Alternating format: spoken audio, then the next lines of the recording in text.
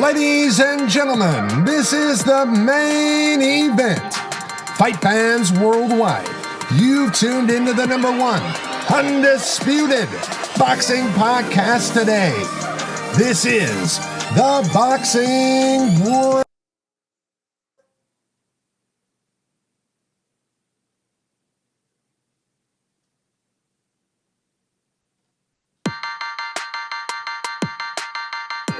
Ladies and gentlemen, this is the main event.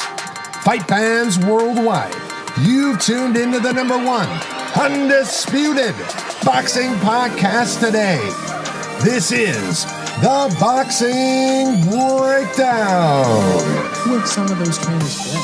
Well, I met the late great Mr. Leslie Knows on the guy with the soul. You know, he was a tremendous fighter in the 40s, but he had, like yourself, he called it the tetragrammaton, and back then that was the death sentence to the career. But he had beat Bob Montgomery in 2 rounds in a non-title bout here in Philadelphia, and he was the reigning lightweight champion of the world. Fight fans, join host Mark Roxy and special guests as they break down all aspects of the boxing world, including news, business, management, training, promotions, fan reactions, upcoming events, matchups, future boxing stars, title fights, state of the boxing world, and all the stuff you don't see when you watch boxing.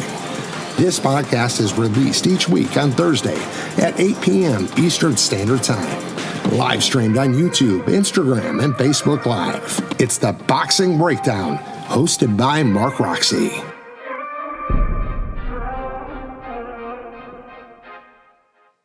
What's up, what's up, what's up? How you guys doing out there, all my friends and fans on the Boxing Breakdown? This is your host, Mark Roxy, and I am delighted to be with you tonight, and I am joined by my host and partner in crime, Mr. Harold Hunt. What's up, what's up, what's up? What's up, man? How you doing? I'm good, brother. How are you? I'm great, man. It is another episode of the Boxing Breakdown, and it's you and me, brother. We are here. We are post Joshua and Usyk, and we have lots of stuff to talk about Antonio, and Oleksandr. And so tell me, man, did you get a chance to watch the fight? Yes, I did. Oh, wow. Hopefully you guys out there listening in, you got a chance to watch the fight.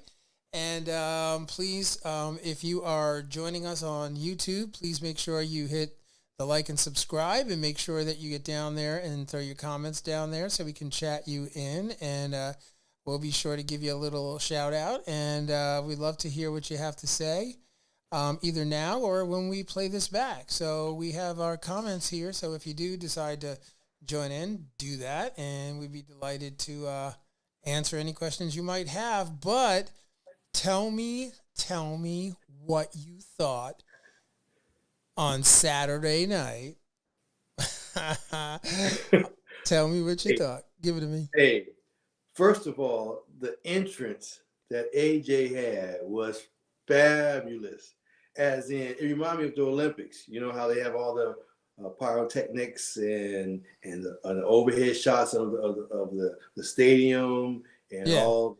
That was spectacular. I mean, that was like really, really nice, and really it just theatrically, it was beautiful. And then his walk-in, was great. You know, the long walk, all the elements were going on. I really enjoyed the fire, the flames, and all of that. And then, the posturing before he came to the ring, it was well done, very, very well done. And a stadium that size, I'm sure it was great to be there. So I start off with that, and I enjoyed that.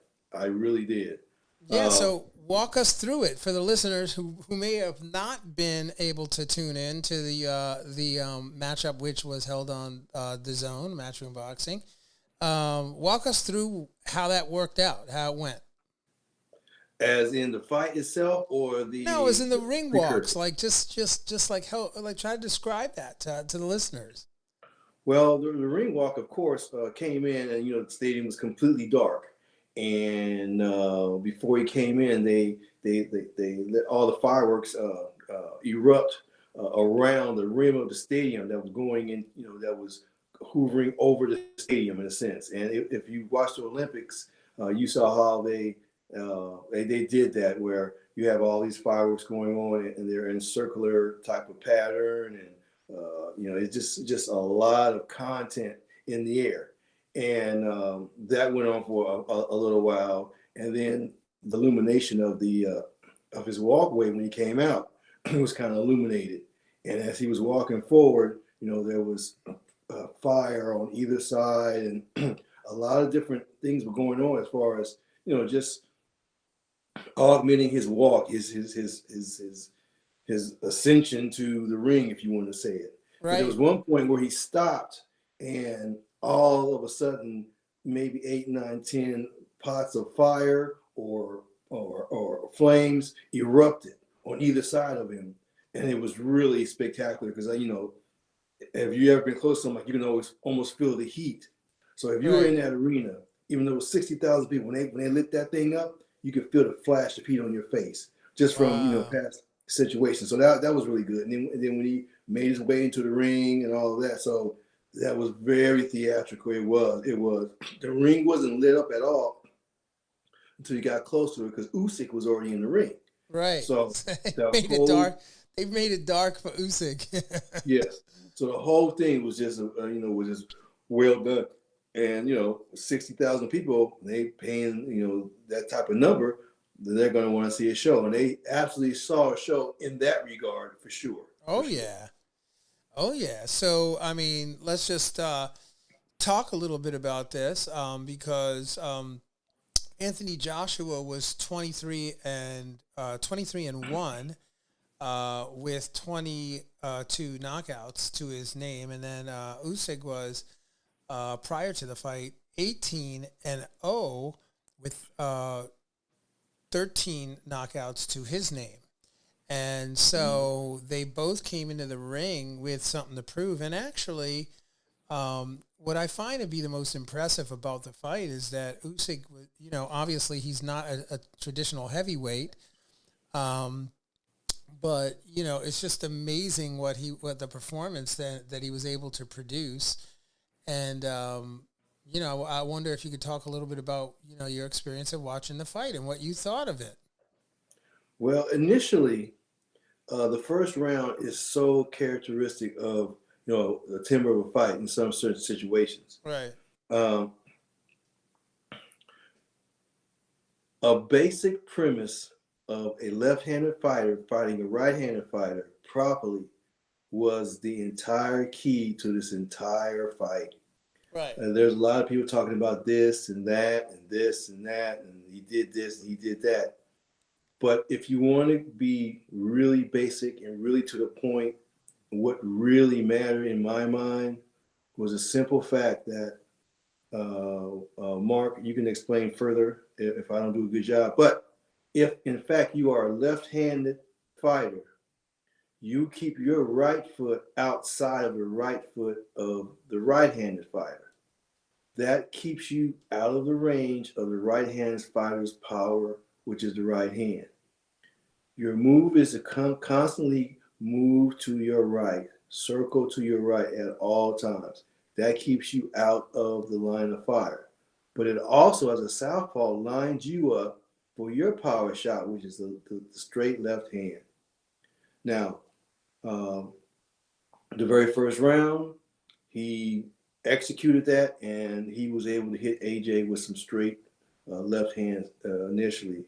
And it just set the tone of the entire fight. At that point, AJ realized he had to try to box this guy, and that was not a situation that was going to work for him. Usyk, as we had earlier spoke of, he had never lost a fight, so therefore mentally he was very, very strong with that. He figured that would never happen to him. And in fact, Joshua had been knocked out. So I can continue if you like, or if you have something you want to interject, please do, because my mind is swimming with this stuff right now. Well, you know what? I was just sitting back and having a sip of my wine here which was very, very good. And I was listening to what you were saying, and I was enjoying it very much. I do want to go back to what you said about a traditional southpaw. The one thing about southpaws, I mean, people it's arguable, right? I was a southpaw. I am a southpaw, and the one thing I know about southpaws is that, okay, so yes, if you want to know what the textbook rule is for a southpaw, yes, you want to keep your foot. You want everybody's trying to get that position on the outside of a southpaw. And what that means is my right foot is forward and you're trying to get your left foot on the outside of my right foot. And what that gives you is the ability to kind of work me with a hook and work me with a straight right hand to the body, straight right hand to the head. You can control the jab hand off of that. You can kind of neutralize the jab hand so it can't extend. And so that's why a lot of times right-handed fighters want to get onto the outside of a southpaw. The thing that most people fail to understand is that most southpaws know this, right? And so we come up with all kinds of countermeasures. Most southpaws, traditional and unorthodox southpaws, will come up with all kinds of other counter maneuvers to reposition the fighter so that you can take that position. We'll give you the position, but you're going to get hit with the overhand left. You're going to get hit with left hands to the body. You will get hit with uppercuts. And we know what's coming because we have so much experience seeing what that is. Most southpaws do have a lot of experience seeing what is coming on that side. So I would say also the walk-off is key for southpaws, the stabs to the heart, the stab to the midsection. So southpaws are very, very tricky if they are not how could I say this in the nicest way? If they are not from the Ukraine, right? Southpaws already are difficult. You got like Shakur Stevenson, Terrence Crawford. You can go back into the history books and look at great southpaws, and Manny Pacman, Pacquiao. You can just go back into that's not the history books, by the way, folks, but you can go back into the history books and look at great southpaws, and, they all are able to make that battle happen. We can work that battle. But what you have with a Ukrainian fighter is you have a completely different thing, Harold, because Ukrainian fighters by nature are taught, like the school of boxing has so much to do with dancing. There's so much dance involved. There's rhythms. There's timing and rhythm and movement and position and angles, and really tremendous amount of effort goes into the footwork that the Ukrainian fighter typically gets trained with. So, when you look at what Usyk was able to do, you can see he kind of Lomachenko'd him. He kind of used a lot of what you see Lomachenko doing in fights, and proposing different angles, and really, I don't think Joshua really was ready for any of that, Harold. Yes. First of all, I'd like to correct myself. As you said, Mark, it is the right-handed fighter. His left foot is forward, and the southpaw is to be on the outside of that. Right. Of course. What I was saying was, like you said, southpaws are someone that most fighters want to avoid. Lennox Lewis never fought a southpaw in his entire career at no time. Any fighter that was left-handed, he didn't take it. So if you talk to him, he will tell you, I never fought a southpaw. I didn't want to, and I wasn't going to. And you know why, Harold? You know why? Throw me up.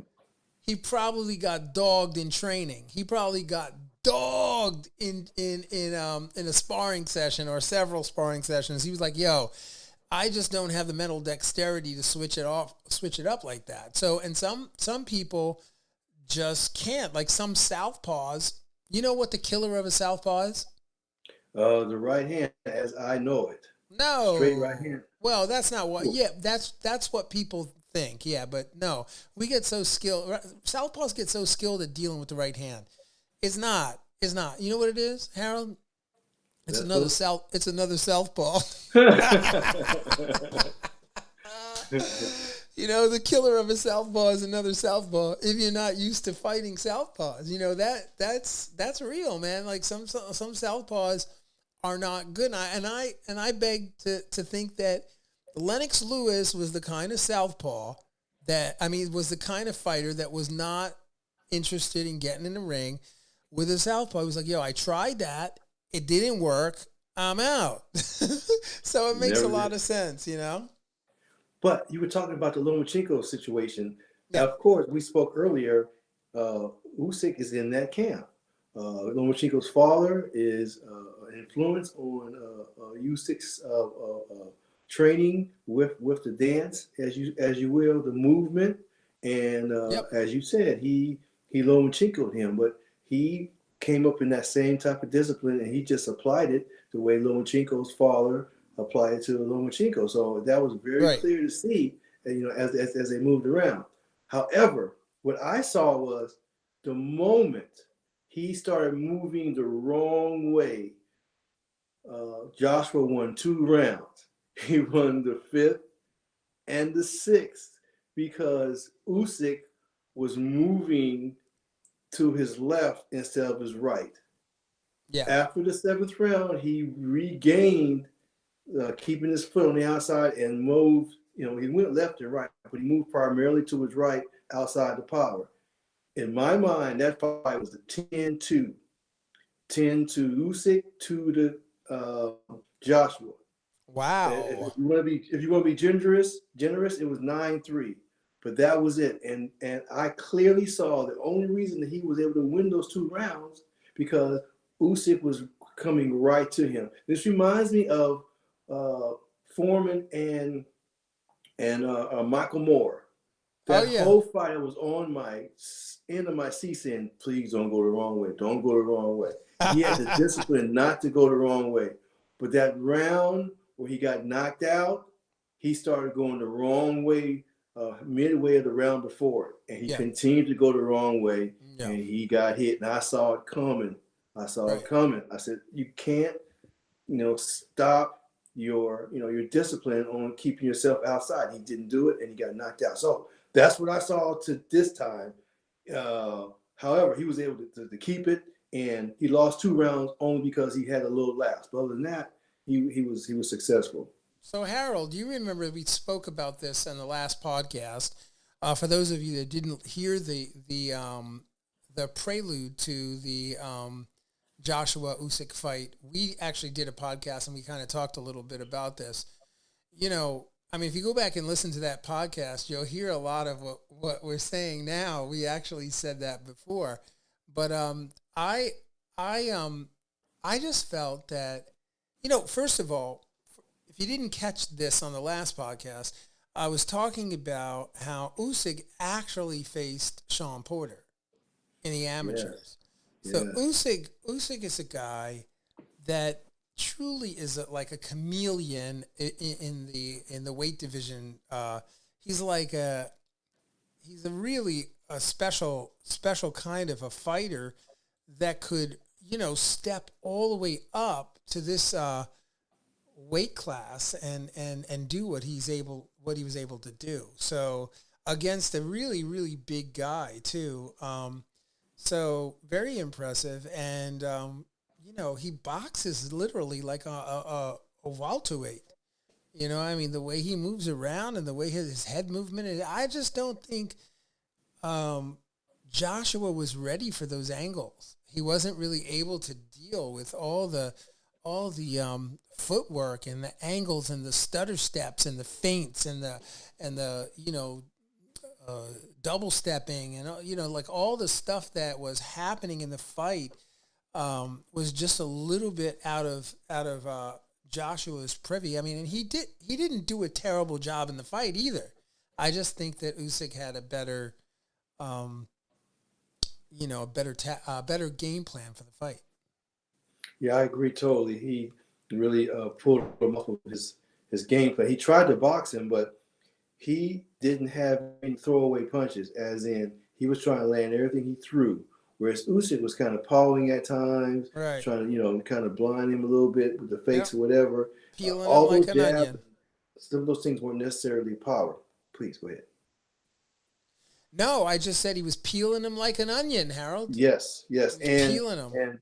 and then he would blind him with the right hand jab, or kind of pairing with the right hand jab. And he comes straight right behind it with a powerful left hand. So he employed all those things a smaller man would use, in against a bigger man like that. Now I do give it to Joshua. He was able to move around with him pretty quickly there, but he just didn't have anything he could really affect Usyk with. Right. Now, Usyk just really stuck to the discipline that one must have, and I was really, impressed by that. So Harold, let's talk about this. Let's talk about this with the fans. What do you think is going to happen next? Did the Oleksandr Usyk and Anthony Joshua fight just open up the floodgates to usher in a brand new golden era of boxing? Is that what just happened? Well, I look at it this way. You have a particular personality of the fighters that were involved in this bout here. Anthony Joshua is not necessarily a killer. He doesn't have, in what I've seen, a situation where he is going to grit his teeth and he's going to take you out. Now, in the Klitschko fight, he was getting along pretty well, and he got hit, and he went down. Yeah, I remember that. And that was kind of outside of his norm. However, whenever you're attacking, you leave yourself open. Klitschko started to attack him because he had knocked him down, thereby leaving himself open. And when he did that, he got clipped, and of course, our guy went ahead and finished him. Right. So I don't see heavy dog in him. I don't see it. So when you say, will he regain it? Is that what your question was? Will he be good to go in the future? No, so that wasn't really my question. I'm sure he's going to fight again. He's a blue chip. Yes. And what I was asking, and I'm sure the listeners probably already keyed in on this, which is that, did we just open the floodgates to a new era of boxing? Oh, yes. A new heavyweight era of boxing. So that means, okay, so who is in this weight class, in the weight division, that we need to be talking about that is sliding up into the conversation? And, obviously there's Tyson Fury, there's Dillian White, Dillian White's still there. You've got Trevor Bryan, you've got Manuel Carr, and you got Anthony Joshua there, right? And you've also got, the likes of Usyk, which, by the way, prior to this fight, Usyk was ranked, I think, number 4 by the WBA, and he was ranked number 3 by the IBF, and he was ranked number 1 by the WBO. But I believe that in all 3 of those, all these sanctioning bodies, he was kind of not even up at the top. You've got Daniel Dubois, Michael Hunter, Anthony Ruiz, of course, he's still there. Luis Ortiz King Kong is still in the division at number 4. Ranked by the WBC at number 4. You've got Joe Joyce at number 3. Charles Martin is ranked by the IBF as number 2. He might have moved up, actually, but he was ranked recently at there. And, there's guys like Otto Wallen down at number 12. And, there's some guys there that I've been watching for quite a while that I think it's just really we're coming into an interesting time. We know what's happening in a couple of weeks. Let's talk about that briefly. We've got go ahead. Why don't you just tell us what's happening in a couple of weeks, the big fight, heavyweight. Well, before I go there, you spoke of all those fighters. Now, they are going to be methodical and somewhat slow as Joshua was. So they're going to have issues with Usyk. There's no doubt about that. All Right. those fighters that you named, they're not quick of hand. They're not. They're big and they're going to move well and all that. But they're going to be in the same boat as Joshua is. The only thing that could be different is if they try to impose their will, physical will, on him by grabbing him and pushing him and causing that kind of situation. But the problem with that is he could easily win on points. Because if you look at this fight here, he went to knock AJ out the last 2 rounds. Right. He said, well, I'm going to go ahead and take him out because I've got him in pocket. Whereas the other gentleman, he may not be able to knock them out, but he's going to be able to outquick them. Now, the only one who I know, not only one, but I watched some other ones to a point, but the one that I know, he has to be faster than the other person. Deontay Wilder has a fast has a fast right hand. It's fast. There's no doubt about it. So being fast like that's something that usually has to deal with. Everyone else, he's going to see all that stuff coming. I think Tyson Fury would give him a problem too, because Tyson Fury is quick and he's big and he's going to lean on you and he can box too. Well, that's what I was going to say. That style those styles are very similar in that he's totally capable, meaning Fury is totally capable of boxing. Of dealing with that kind of style. And he can bounce on his feet, he can yo-yo in and out, he can mix it up, and he can bang when he has to bang. So I think that, another guy I think that might give him a little bit of a problem is Andy Ruiz. I think Andy Ruiz would give Usyk a little bit of a problem because of his style, the style of fighting. And he's very quick. He's quick. He's very quick. He doesn't telegraph anything, and it's totally off the cuff. Yes, you're absolutely. He's quick. But the other ones, Joe Joyce and King Kong and all those guys, they're methodical. He's going to see everything coming. So I don't see him having any problem with those guys. They're just going to go the distance. They may be even snoozers, but he's going to win those fights. It's the ones with guys who have hand speed that are going to rival him, so he has to pay attention to what's coming back at him. He wasn't worried about what came back at him in this fight. Right. Even when he fought Joshua, he wasn't worried about what was coming back to him. Right. He has to be worried about what's coming back to him. And I don't see any of those fighters that you've made a name on the peripheral, on the outside, that really could do anything to him. Now, you said you want to go into the Wilder fight. We spoke on this, and I don't want to go back over that too many times. But we just have to just see. If he can incorporate what he's learned. That's all I can really say about that. Right. I mean, he's throwing out. I mean, I know he just shot a message out to Tyson Fury. That he was basically, coming for him and, just like it's a matter of life or death. He's got no other choice. He's coming for him, all this business. So, I mean, I'm really excited. I think they're building the fight nicely. I know that the fight is selling very well. The Tyson Fury Deontay Wilder fight is definitely selling well. So it'll be an interesting thing to see who wins that fight, Harold, because whoever wins that fight, right? I guess Usyk gets a shot. Usyk should probably get a shot. What do you think? How do you think it's going to line up? I would think Usyk's going to make a little money first. He's going to have to fight maybe 2 or 3 of these guys because he's got all those belts. The sanctioning bodies, they want to get some of that money from him defending those belts, those sanctioning fees, before he has the opportunity to lose them all to somebody else. So I don't think he's going to come right back and fight them other guys. I think all the other belts are going to say, okay, well, you got to defend your title with us. So, the WBO, I want mine, and IBF, I want mine, and everyone's going to want theirs. So they can, reap the benefits of him, a new face out there, this, that, and the other, before he takes the opportunity to lose them all, right? Or win the WBC. So I don't see him coming right back and fighting any of those guys. I mean, those between the two, I don't see that. I just don't see that.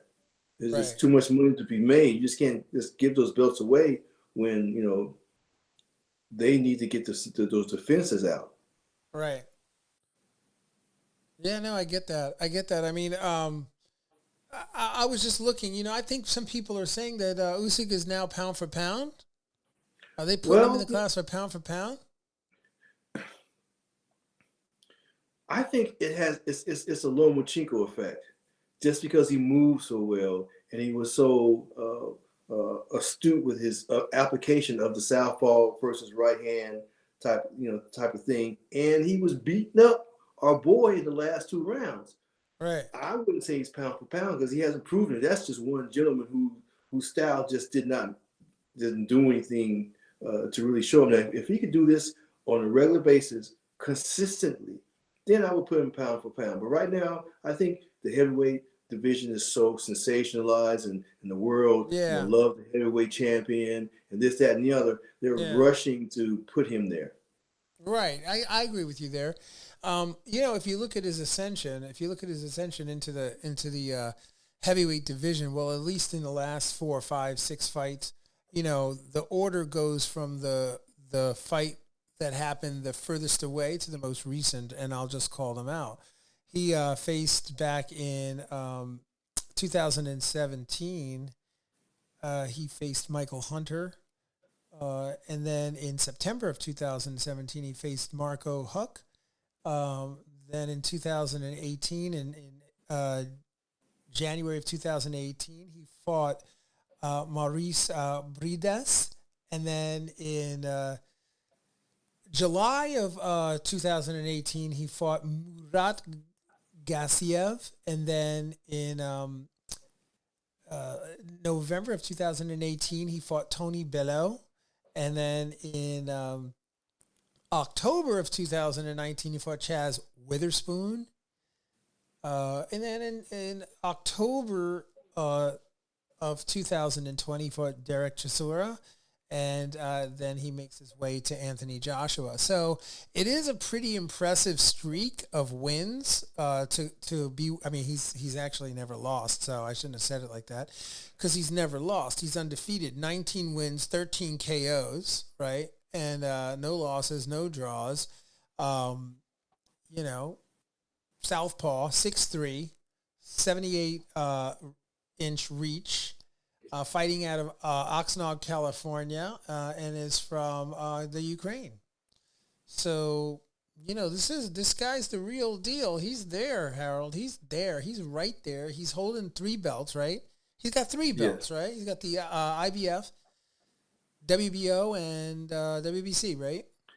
No, not the WBC. Oh, WBA. Excuse me. Pardon me. The WBA. Apologies, Tyson Fury.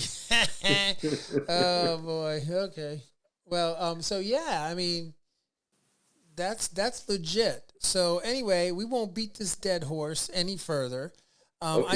I know that you wanted to talk a little bit, and I'm really excited to talk about this. I was actually going to see if I could get Senior on the horn, because we always love.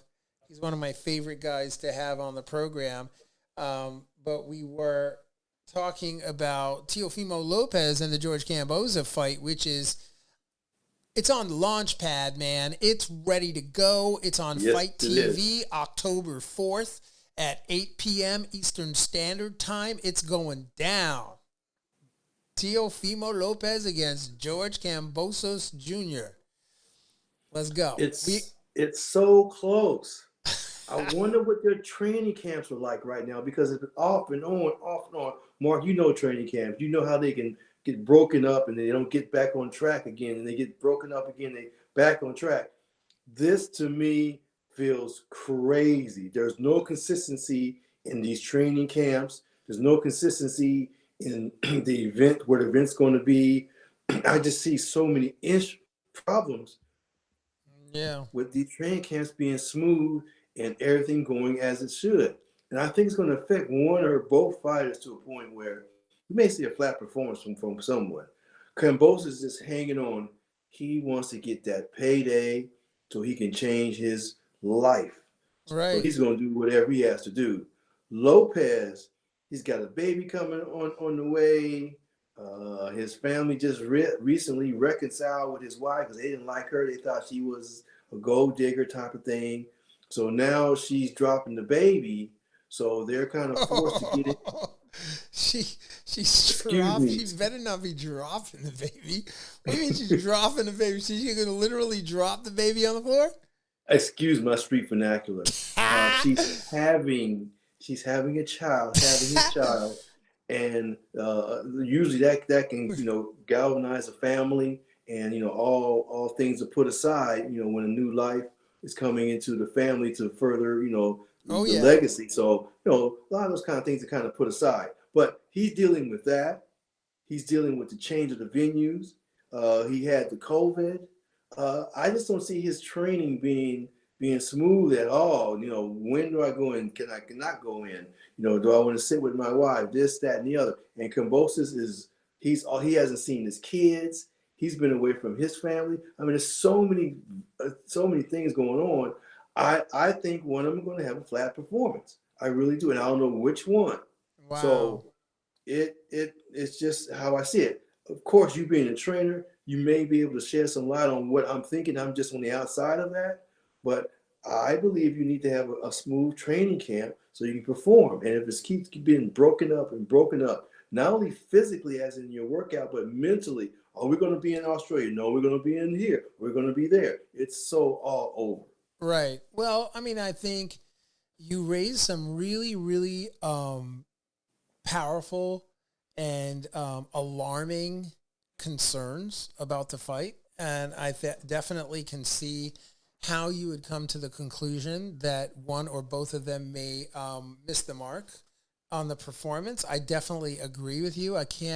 It's all hypothetical, right? We're sitting here and we're chopping up what we think based on what we know, right? So what I would say is that I've never seen the Lopez camp ever, half step it. So they're usually all in. So, but again, a fighter who's 16-0 with 12 KOs, if you're gonna run into some training issues and some discipline issues, it's gonna be right in there because, you're knocking people out. You're kind of running the roost, and that's very, very easy to get sidetracked there. If for any reason Mr. Lopez would get sidetracked, that would be very unfortunate, but it wouldn't be a surprise because we know that in boxing, the boxing road is littered with guys that have, climbed the ladders, gotten into pole position, gotten into big money fights, and then just kind of threw it all away. So, that is a cautionary thing. I just don't, we know, and I know very well the Lopez camp, and I've been involved with them a little intimately in years past, and so I just don't see that being something that would be expected. But it's boxing, man. Anything can happen, and you're fighting a fighter who is fighting for his life and is destined, to produce a great performance. He's just coming out to put on a good performance in George Kambosos Jr. Now, we know that, there can be, how can you say it? There's great and then there's good, right? There's good fighters and there's great fighters. And sometimes good fighters get paired with great fighters. So the question becomes, is George Kambosos a good fighter or is he a great fighter? And on October 4th, I think we're going to see that, Harold. We're going to see if he's a good fighter or a great fighter, because Teofimo Lopez, to his credit, has proven that time and time again, he can step up and fight real fighters and get the job done. So can he do that with all the distractions of family and children and, his very, very comfortable life at this point? I don't know. I'm getting Luis Tovar is saying the takeover on, thanks for joining the podcast, Luis. Thanks for being on YouTube. But, you got Luis Tover saying undisputed, the takeover. So they know. I mean, these guys, the fans and the guys out there, they know that, Teofimo is for real. He's the real deal. He's out of Brooklyn, New York. He's 16-0, 12 KOs, as I said before. And, his alias is the takeover, right? The dude is a banger. He can fight. And, for all intent and purposes, George Kambosos looks pretty good too. He looks good in training camp. But, there's levels to this, right? There's levels to this. So tell me what you think, Harold. I've been shooting my mouth off long enough. Well, George is a mandatory. So this is good for Mr. Lopez. He's going to get paid well. He gets to defend his title. He gets to get himself in the public eye. George is not really a threat to him to win on paper or that kind of thing. So I can do nothing but appreciate, the opportunity to see him and just add more to the fire of, all these other guys who are in his weight class who are trying to get the opportunity to fight him, meaning Lopez and Haney and all these other people. So I look forward to it. And he's very theatrical. His father's theatrical. He is really entertaining in every sense of the situation. So I'm just glad to see him out there working, and I'm glad we're going to see the fight. But I don't see him being really threatened or anything like that. If he's on point and if Kambosos is on point, we should see a good fight. Now, the undercard I don't know anything about, but it's changed so many times, I don't have a clue who could be on there. But yes, Mr. Lopez should have a good performance, providing those elements we spoke of do not affect him. I don't want to see Kambosos get blown out in the first round either, because he is out of his native country, away from his kids, all that. I don't need to see. I don't want to see that either. So hopefully it'll work out where we can have a good fight and we can speak positive of George, whether he wins or loses.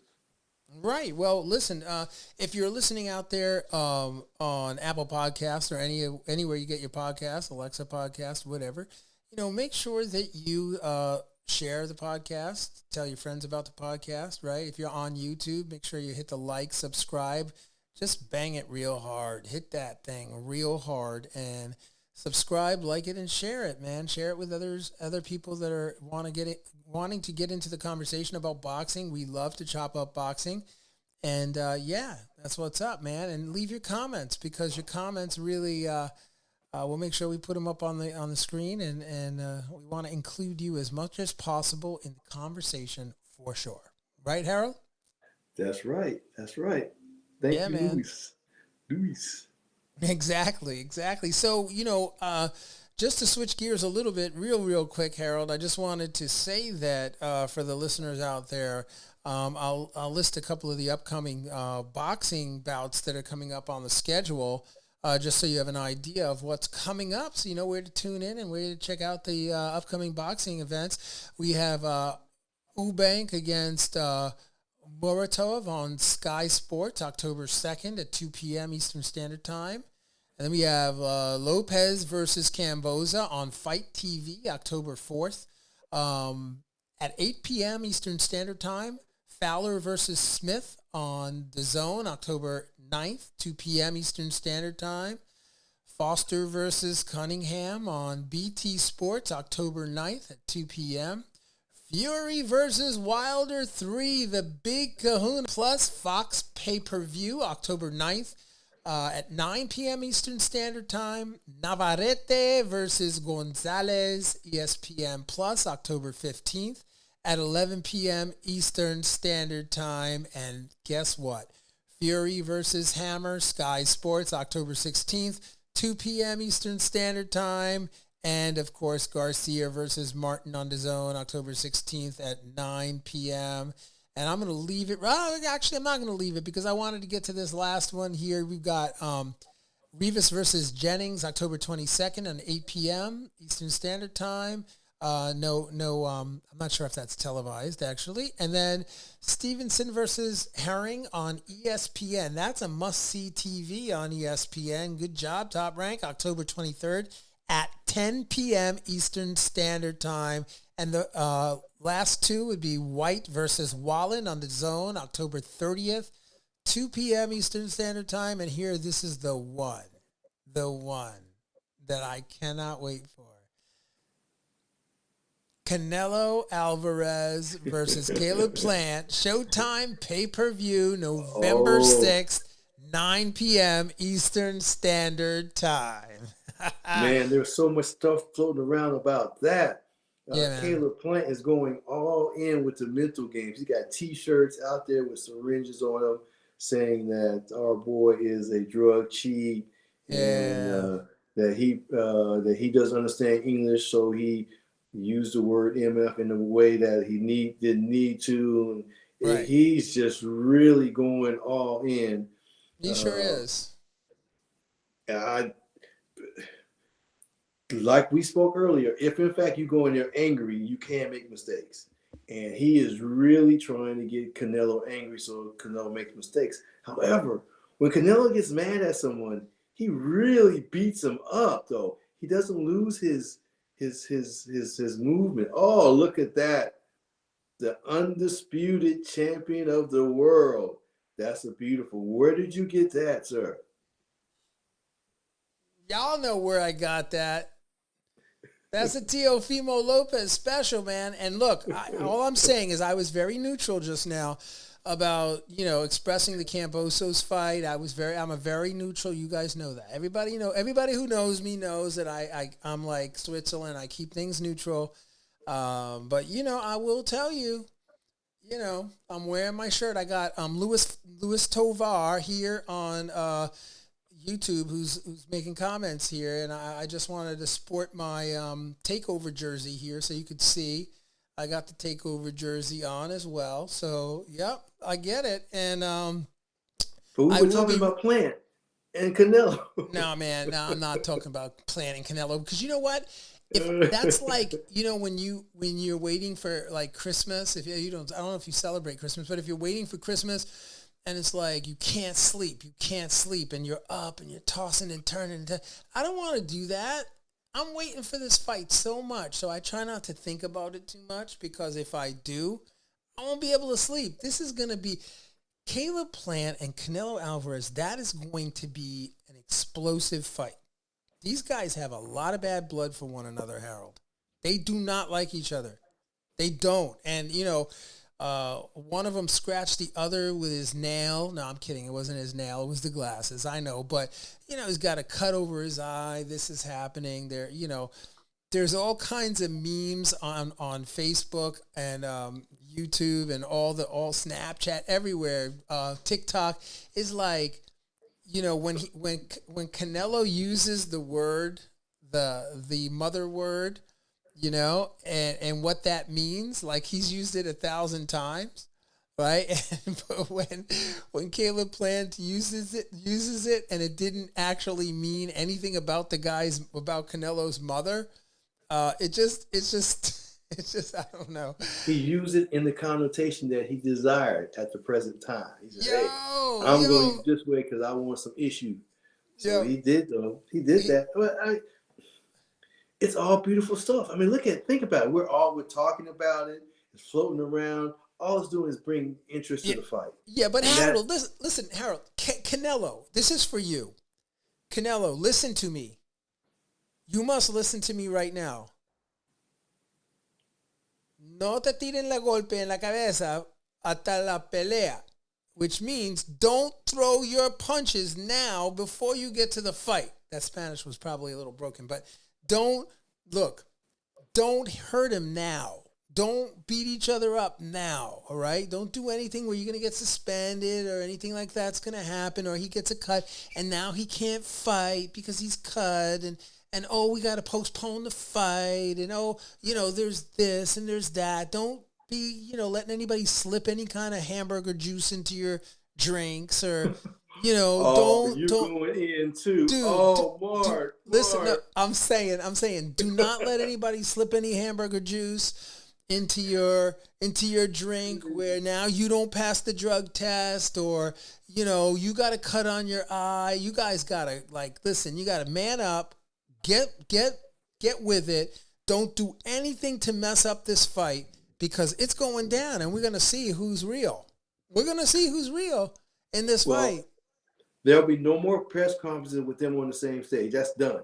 Because the promoters and everyone cannot take that chance of them pushing each other and someone being hurt. They dodged a bullet then because he really pushed them hard. Either one of them could have fell off the stage and hurt an ankle or any kind of thing. Yeah, it was a push. You could have broke a rib on that push.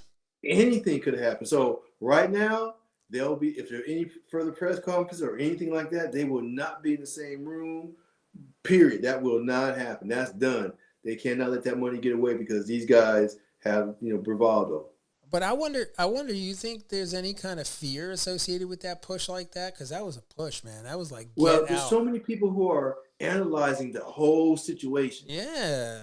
The looking and the staring and the movement and the arm movement and the body posture. And I know you know all of this stuff. Oh yeah. But there's some people who are really looking into it and speculate how the fight's going to go strictly by the way they posture themselves, the push itself, the body language that was exhibited before the push, the face, all it's being analyzed like NASA. They're going in on it. Yeah. No, and not only are they go ahead, Harold. Go ahead. Sorry, No, go ahead. No, I was going to say, not only are they going in on it, but, they're making a lot about the gash over or underneath Plant's eye, and Plant characterized the gash underneath his, I think it was his right eye, as a small little scrape. It's no big deal. But they're, the media is coming out. They're like, yo, this is a big gash underneath his eye, right? So they're going back and forth with that. What are they trying to set something up to make the fight not go off, or what are they doing? Sensationalize it, please. Just the bigger they can get, the better it is. The journalists can say and type and say whatever they want, as long as the commission, upon the physical, thinks he can fight. He's going to fight. They can say his eyes hanging out. They can print his eyes hanging out. But if the commission says it's good, there's going to be a fight, let them sell not newspapers. Let them sell their publications. Let them, have their market share. Let them say whatever they want to say.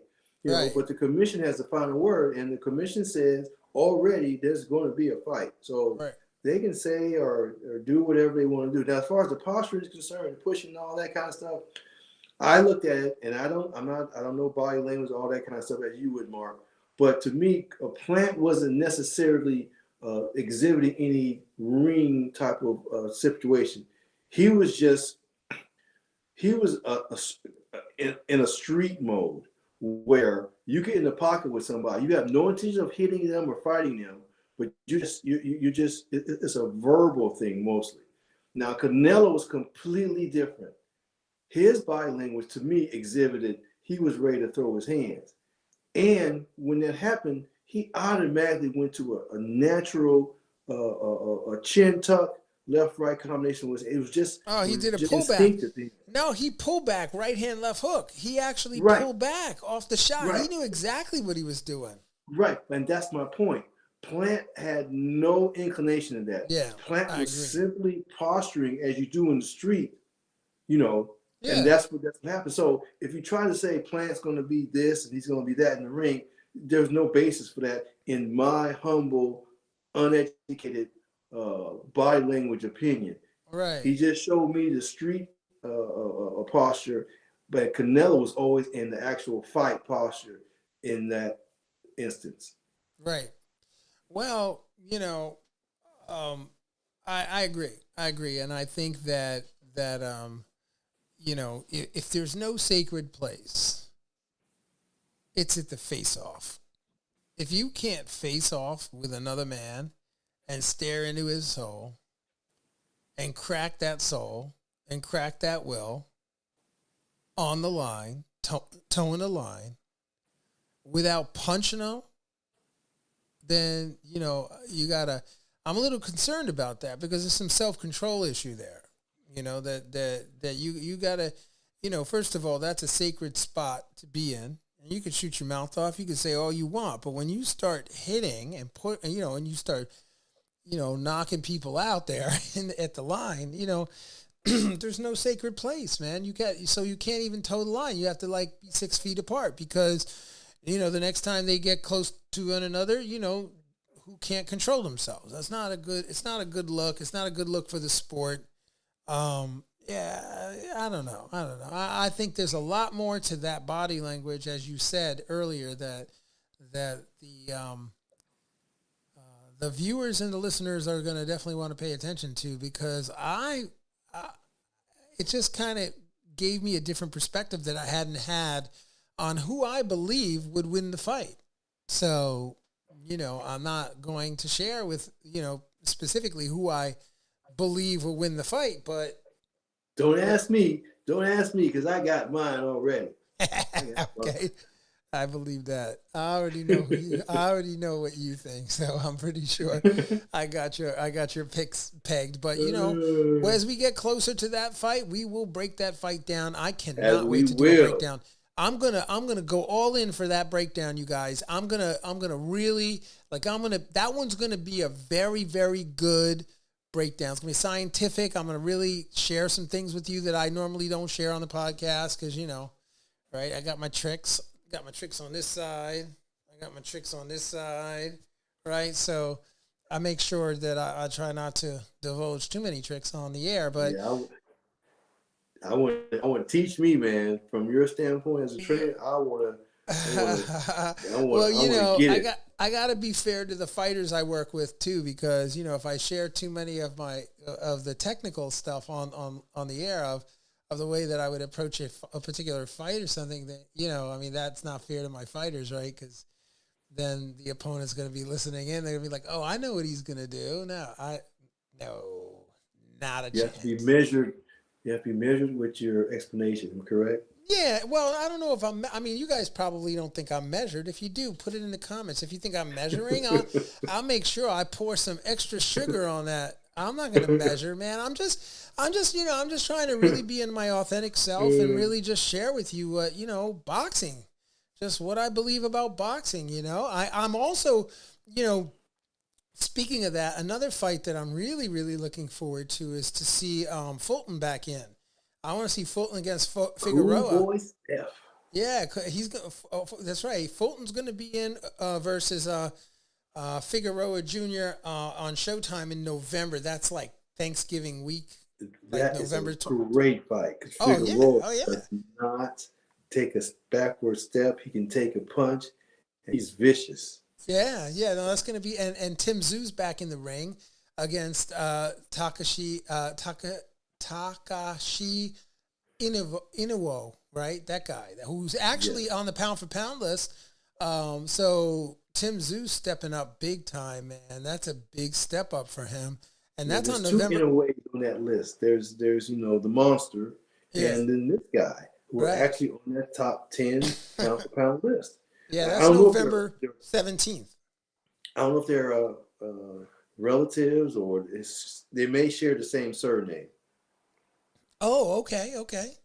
Oh, that's good to know. That's good for me to know, and it's good for the fans to know, because I didn't know that. So that's going to be a good fight. Yeah, he's really stepping up. Oh, yeah. You know, rarely you see someone's namesake actually do well. You know, we had Marvis Frazier. We had some of them who got so far on the name of their father when they really got in the fire, they were turned off pretty quickly there.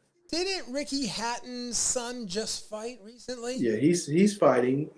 But I'm not saying his diet will be, you know, easily digested. Yeah. Because of his father's, you know, background. So he's not. Well, maybe we can have Ricky Hatton on the air at some point in the near future. That would be great to have him on, right? Yes, Hearns had a son, and when they put some food in front of him, he became food himself. So he stopped fighting. So you have so many sons who've gone forward. So thus far, Zeus seems to be the one now, and if he can actually get by this gentleman here, he's legitimate. Right. Right. No, absolutely legit. And are they going to mandate that Joshua fight to happen again? Is Joshua going to be back again with Usyk before anything else? Well, it's an immediate rematch, but the rule of thought is he doesn't need to take that fight right now because he could lose the fight again, and then it diminishes his earning power or his opportunities because he goes back to that guy again. The problem is those belts are going to get fragmented. They're going to get fragmented. You know how belts go. If you don't defend mine, we're going to strip you and this and that and the other. So the best thing to do is try to keep them all together. Right. So I don't know. I can't say. The boxing purists say he shouldn't fight him again. The contract says he has to fight him again. And we just don't know. Now, on another tip, on a physical type of situation concerning belts, physical, not the political and the winning of the belts. But after the fight was over, Usyk brought the physical belts and gave them back to Joshua in the locker room. Right. Gave him back his physical belts. When you lose a fight like that in the ring, the person who came in with all the belts, those are his belts. He owns those belts. But you get to take those belts as a winner and take all your pictures and all that kind of stuff, press conferences. Right. And then you have to give when them that's back. all over, you take the belts and give them back to the owner, and then the sanctioned bodies will mail you your belts with your name and this and that on it. So a lot of times, fighters will keep the belts of the other gentleman that they won, and they'll keep them until they get their belts in the mail, and then they'll return them back. Because they want to run around with their city with the belts all, they want to have all the belts with them, even though it's the former champion's belt's name, they still want to have it because they got TV and this and that, and they will hold on to those until they get their regular belts, and then they'll ship them back. But the classic thing to do is the day of your victory for you to give those belts back. At that point they're souvenirs for Joshua. Yeah, the one thing you will attest to, and I will attest to, is that Anthony Joshua and Oleksandr Usyk are both consummate gentlemen, professionals, great human beings, and their level of sportsmanship in the midst of it all was just outstanding. I mean, some of the stuff that came across the wire that they were, some of the conversations that they were having and the way that they treated one another was really, really just special. Just really classy kind of behavior from the world champions. Both of them. That's true. But it almost bled over into the fight, and I didn't like that. The referee had to stop them from kissing in the third round because they kept bumping gloves, and that takes intensity out the fight. Right. So the third round, they went to kind of bump gloves again, and the referee like, I'm not having this. And he got in between that and broke that little love fest up. Yeah. And they didn't touch gloves anymore. But they were going to touch gloves after every round if the referee hadn't forced them to be more combative. Right. Right. I'm glad that the referee foresaw that and he broke that up because it would have been more. It was a good fight, but it would have been more a foregone conclusion if they kept giving each other respect after each round. Because obviously, Joshua, started to lose his situation, and he was getting more and more passive. And the touching gloves after every round would just sped that process up. So I was glad to see you do it. But as you said, they were gentlemen and they were nice to each other, and it even spilled over into the ring. And I'm glad that the referee saw that and stopped it. Yeah, no, definitely. It was it's always good to see that kind of level of sportsmanship in the midst of it all. Harold. I want to see a fight, Mark. Which one? Yeah, I know you want to see a fight. I get it. And that's a way to give up early. Yeah. Well, there's that. There is that. So, I get your point. I get it, and I think a lot of the listeners agree with you too. Like, I don't care that nice stuff. Listen. I want to see these guys knock their blocks off. Check the third round, the end of the third round. Listen, you will see exactly what I'm talking about. Yeah. The referee said, no. All right. Right. What are you doing? This is a fight. Right. Yeah, no, I digress. No, man, you digress. You are you're awesome, Harold, bro. You're awesome. And you know what? Your listeners out there, you're awesome. Everybody's awesome. Thank you all for being with us tonight on the Boxing Breakdown. Yeah. It's a pleasure as always. Harold, what can I say, man? It's a pleasure to be with you. This is like my favorite time of the week when I get together with you to break down boxing, and it's a delight to be with you and the fans and the listeners out there. So with that, I just want to wish you all peace and love and good health. And until next time, we'll see you on the next edition of the Boxing Breakdown. Remember, don't forget to like and subscribe to the podcast and to us on YouTube. Share it with your friends and get involved in the conversation. And thank you so much for being with us week after week on the Boxing Breakdown. Until next time, we're out. See ya. Yeah, see ya.